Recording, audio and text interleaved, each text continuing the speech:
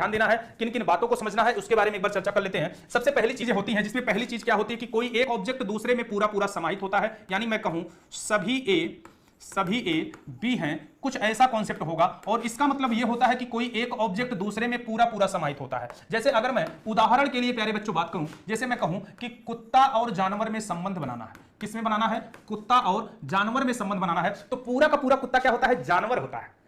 तो इसका मतलब जैसे मैं कहूं कि आलू और सब्जी, तो पूरा का पूरा आलू क्या होता है? सब्जी। जैसे मैं कह दूं आपका केला और फल, तो पूरा का पूरा केला क्या होता है? फल होता है। मतलब कोई एक ऑब्जेक्ट दूसरे में पूरा पूरा समाहित होता है। यह पहला कॉन्सेप्ट चलता है प्यारे बच्चों। दूसरा कॉन्सेप्ट क्या चलेगा कि दोनों का आपस में कोई संबंध नहीं होता है, यानी आप कह सकते हो कि कोई ए बी नहीं है, कुछ इस प्रकार का कॉन्सेप्ट चलेगा। इसका मतलब उन दोनों का आपस में प्यारे बच्चों कोई रिलेशन नहीं होगा, मतलब इनका आपस में कोई संबंध नहीं है। यह चीज ध्यान देना। जैसे इसके उदाहरण में मैं बात करूं, मैं कहूं कुत्ता और बिल्ली में संबंध बनाओ। किसमें किसमें? कुत्ता और बिल्ली में। आप मुझे बताओ, क्या एकाध कुत्ता है जो बिल्ली के अंतर्गत आए? क्या एकाध बिल्ली है जो कुत्ते के अंतर्गत आए?